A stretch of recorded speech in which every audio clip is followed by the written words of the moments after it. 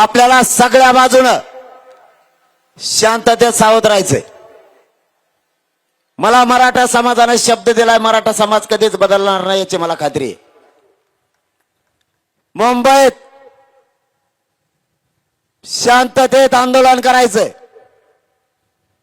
एका जागेवर शांत बसून राहायचंय, जेवायचं, खायचं आणि झोपायचं. मान्य का? सगळ्यांनी हात वर करून सगळा शांततेत.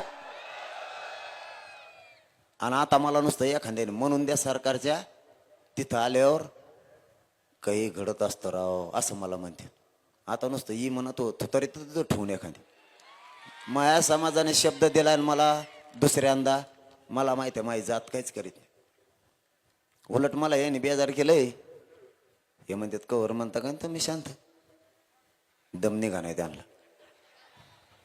ते म्हणतात आता तुमच्यामुळं गार आहेत गड्या, लय जणांचं ऐकून घेतलंय आम्ही, नाही तर हे लयच वस्तात दिसतेच बा मला बोलण्यावर वाटतं.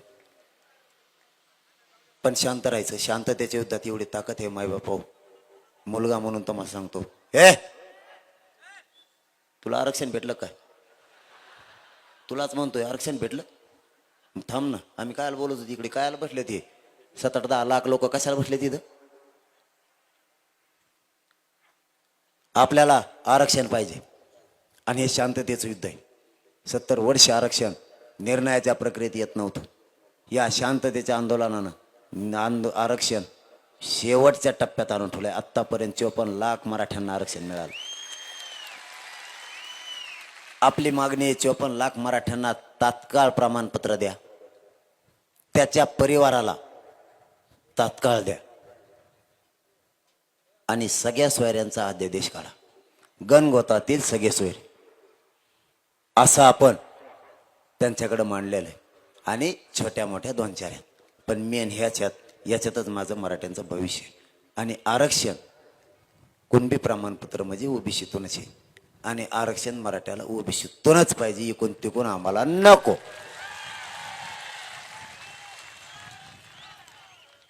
त्यामुळे हे शांततेत आंदोलन करायचं. पुऱ्या भारत देशानं आणि जगानं बघितलं पाहिजे, मराठे एक अशी जात आहे ज्या ज्या वेळेस लढली त्यावेळेस इतिहास घडवला.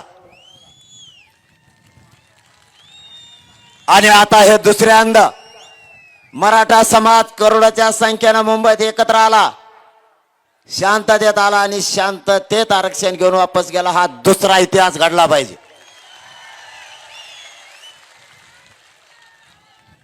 तुम्हाला कसंही आंदोलन केलं तरी तुम्हाला आरक्षण पाहिजे. काय ड्रोन कॅमेरा पडला?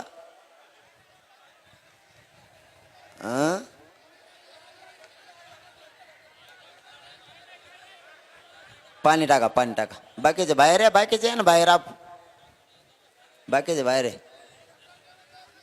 झालं का? वा वा वा. याला म्हणतात मराठ्याचे पोरं. सगळे भिड एका मिनिटात कार्यक्रम संपून टाकला. गाडीतली गादी पेटली होती, 2-3 पाणी ओतलं, ओढून काढली. बाकीचे नुसते त्याच्यावर बसले की ते इजून गेलं. एकाने एक पाय ठेवला, 200 पोरांनी त्याच्यावर पाय ठेवलं, ते इजून गेला आपोआप. मराठ्यांपुढे आग सुद्धा चलत नाही.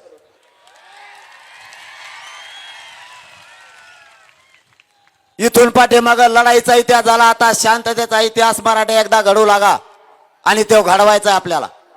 मराठ्यांच्या अंगात 2-3 विचाराची लढाई आहे, हे एकदा या जगाला कळू द्या.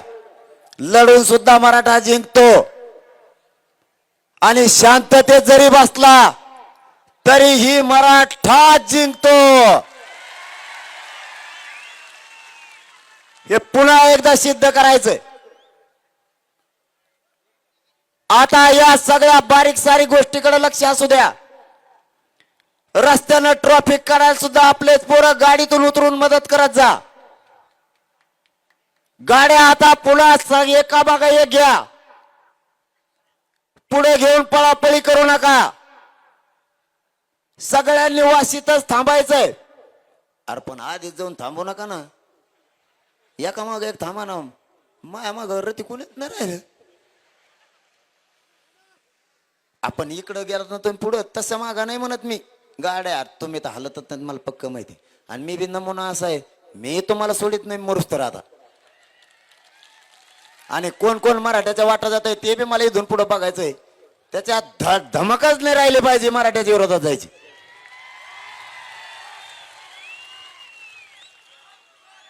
यांच्या वळवळ्याच बंद करतो. फक्त एकदा आरक्षण मला शांततेत घेऊ लागा. अरे त्याचं नाव ना घेऊ मोठं व्हायला लागले, ते कामातून गेलेले. आता फक्त एकजुटीनं मला साथ द्या. आपल्याला एवढ्या वेळेस हे शांततेत आरक्षण आणून द्यायचंय. तिथून पुढे सुद्धा खूप प्रश्न आहेत आपल्या समाजाचे. खूप महासंकट निर्माण होतील एवढाले प्रश्न आहेत आपल्या समाजापुढे.